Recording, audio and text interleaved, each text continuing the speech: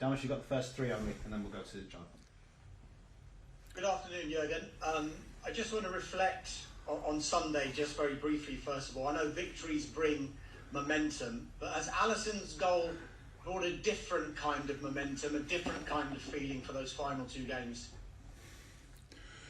In that moment, nobody thought about the next two games, obviously. We were just only celebrating the moment. But of course, it's in football and life like this. If you have some downs, you are influenced by it. If you have a high, you should be influenced by it as well.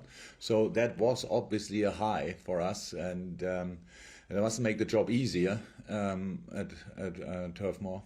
But it changed the mindset a little bit. So that's how it is. And it kept us in the race. That's the most important thing. So yes, it was a very special moment, very special goal from a very special player, which makes it obviously all very special. But yeah, we are all, honestly, we have, in the dressing room afterwards, I've never watched a goal more often directly after a game than this goal. But since then, it's all fine. We know exactly nothing really happened apart from we are still in the race, but we are not even close to think we would be already halfway through because we know how high the hurdles are in front of us. Jose Mourinho once said that his second place finish for Manchester United in 2018 was one of his biggest achievements, so it didn't come with a trophy.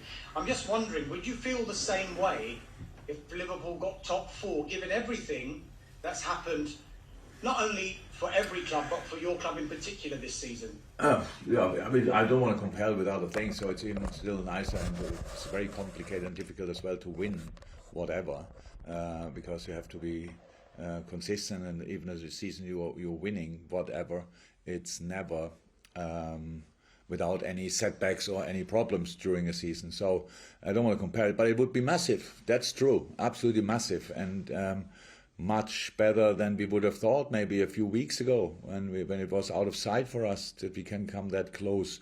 So since then we won a few games, brought ourselves in the position we are in now, and now we want to use that. That's clear. Final one from me, Jurgen. It's about a former Liverpool manager in Roy Hodgson. He'll leave Crystal Palace at the end of the season. Just your reaction and words of tribute, perhaps, and could you see yourself managing at the ripe old age of 73? Okay, let's start with the second part of the question. No chance. Hopefully I'm healthy and alive then. That would be already a great achievement, but no, I will not coach anymore. But you're young enough, obviously. If I'm still on the bench, then you can remind me on that. So and tell me what rubbish I spoke years ago. But it's not in my plans at all.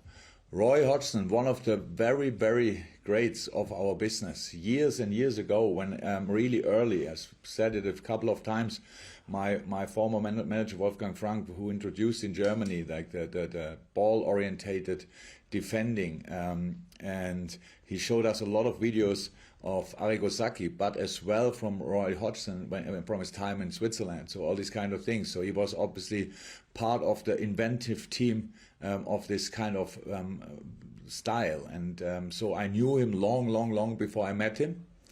But when I met him, it was even better because a really nice guy, I have to say.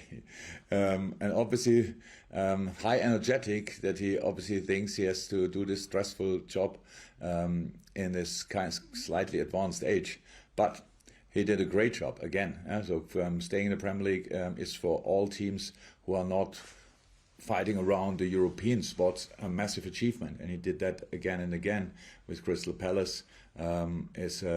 He obviously formed there a group which followed him completely, and I have to say I couldn't have more respect for what he did and how long he did it and on which level he did it. So I'm not sure he will retire. Maybe he stops only at Crystal Palace and searching for the next challenge. I would be not surprised about that. But on the day when he then finally finishes, football will lose a really great person of the game. Thank you. And we go to Jonathan for two questions from PLP. Jonathan. Thank you. Jurgen, just to follow up on that, I mean, as Damash mentioned, obviously a former Liverpool manager, will you be helping to ensure that he gets the send-off he deserves on Sunday at your place? How can I be involved in that? How could I be involved in that? Sorry? No, I'm just talking about that. It will obviously be his final match, won't it, on Sunday? Yeah, I will be. I'm sure you personally will. I'm not talking about the match. I'm sure you personally will ensure that it's a fitting farewell. From my point of view, 100%. But that's not so far. Nobody asked me about that. I don't think it's my job. But he was here as a manager. He worked here, and as far as I know, the Liverpool supporters, and there will be Liverpool supporters in the stadium. He will get absolutely a nice farewell. But obviously, before and after the game, during the game, I hope we can do something differently. But that's not important in the moment. So we play Burnley. Yes, as much as I have influence on it, he will get a proper farewell. And just on the significance, Jurgen, of a top four finish, there are many obvious reasons why this would be. Sorry, I have to go back. Sorry, I have to go back. Oh, sorry. Farewell. Does that mean he retires? Usually, you only get a farewell. Palace. Sorry. Farewell to Crystal Palace. Farewell to Crystal Palace. Okay. So, yes, he will. Definitely. Sorry. Yeah, he said it's time to sort of move on from top flight football. So those championship, more games. I love that. Yeah, that's a great idea. Yeah. I just wondered, Jurgen, just as far on the significance of the achievement. Obviously, there are many obvious reasons why this would be an amazing achievement if you finish top four. But I'm sure there are many other reasons behind the scenes, possibly that we don't even know about why this would be such an accomplishment. Can you sort of summarise in your own feelings towards that? No, because I don't want to speak about it, because it always sounds like for us it's very, very, very, very, very important. You saw that in the faces of the players when Ali scored a goal. So, but we can speak about what it means if we have to speak about it on Sunday after the game. But now we play Burnley, and I really don't like these talks like we would have made it already before we play Burnley. And Crystal Palace. That's absolutely that would be, in my mind, at least disrespectful. And I don't want to think about it, what it means. In a moment, it would mean for us, if we have on Sunday still a final for us, then we had a positive result at Turf Moor. So that's all what it is, and depends to other results. If we don't win on Wednesday, then we don't have a final on Sunday. So these kind of things. But we only have to focus on this one game. That it means a lot, I really think I don't have to explain that, because you could see that in the celebrations at West Brom. Fantastic. Thank you, Jonathan. We'll go to Juliet for a question, and then we'll go to Ian Kennedy from BBC Merseyside. And Jurgen, talking about those celebrations and the faces of the players as well, I just wanted to ask you, because when things weren't going great, there was a lot of question marks over, would the players stay if you won't achieve Champions League football and things like that. There was quite a bit of negativity around from the outside, not from the inside. But Mo Salah's reaction was absolutely priceless when Alisson scored, and it just showed how much love he has for the club, but also for his teammates as well, and what a team player he actually is.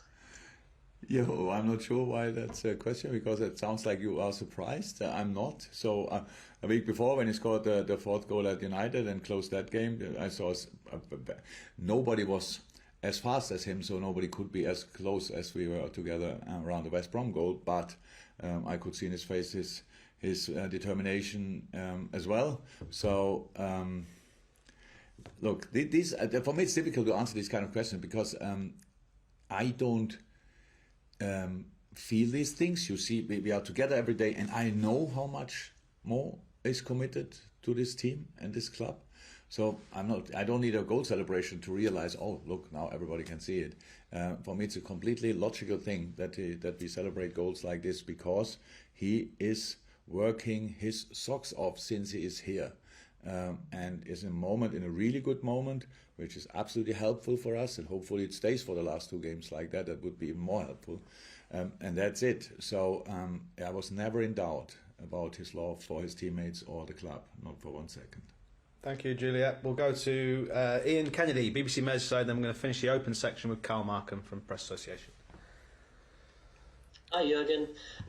Just on Alisson's goal, again, one of the things I thought was interesting was the quality of the delivery of the corner from Trent Alexander-Arnold, because when you go into a situation where you know it's the last play of the game, you're under pressure to put it in a good ball, and he did that, didn't he?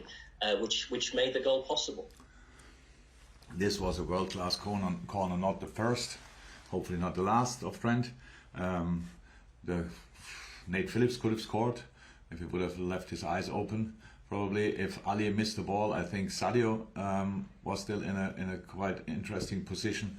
So that good the corner was, and true. We shouldn't take these kind of things for granted. Absolutely right. We saw brilliant players, world-class players, in decisive moments, delivering a rather average set piece, because it's quite common that in the last second of a game that there's another set piece, it's a free kick or a corner or whatever. And that, the corner, the cross made it happen. Ali had only to put his head on it, but he did that quite well as well.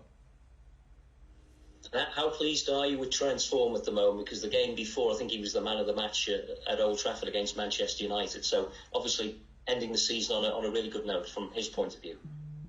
Yeah, absolutely.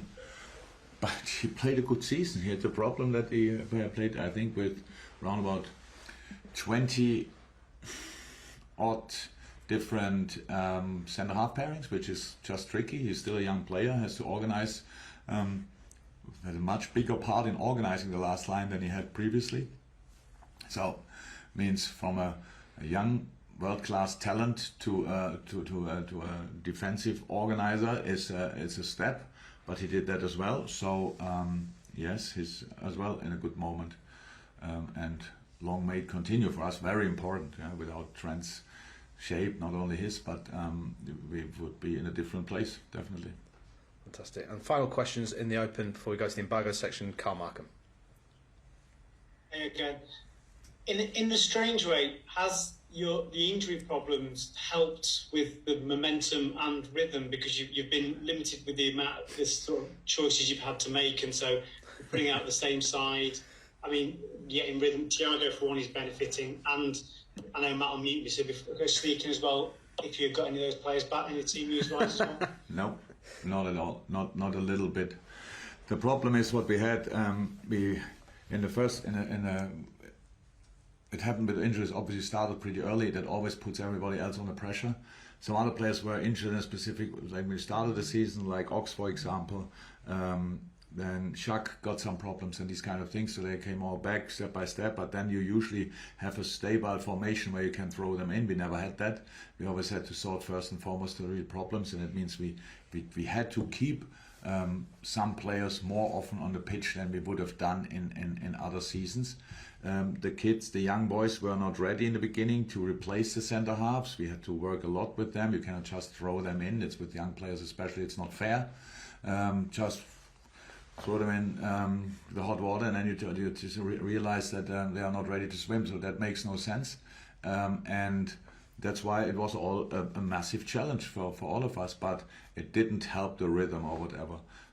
Thiago is an example. So yes, he's a world-class football player, but he came as well from a pandemic with after the lockdown in Germany, when they started playing again.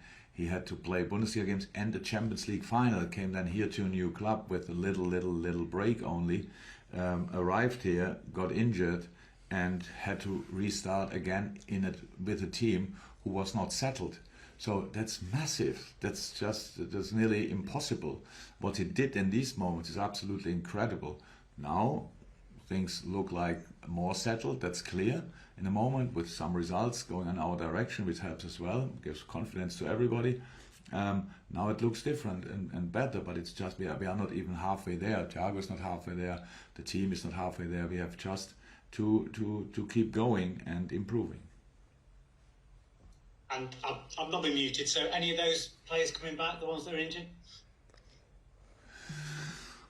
Not for this game, but that's Millie will train today. Is that then enough? Being involved tomorrow, I will see. Diogo is actually, when the swelling went down, we did another picture, and it looked better. than in the first place with the first scan. When in the CT you could see it better, and so it's a tiny little chance for him for the weekend, but it depends on how he improves now. That we have to see that. But it's good news, obviously, for Portugal and for Diogo himself with the Euros, as they are not in danger at all. So that's good. If it's good enough for us, we will see. Okay, thank you, Carl. Ox and Cater. Oh, Ox was ill. Yes, Ox is back. Navi wasn't part of team training yet, so that will be not enough until tomorrow for sure. Ox was in team training, so he's back. Okay, thank you, Carl.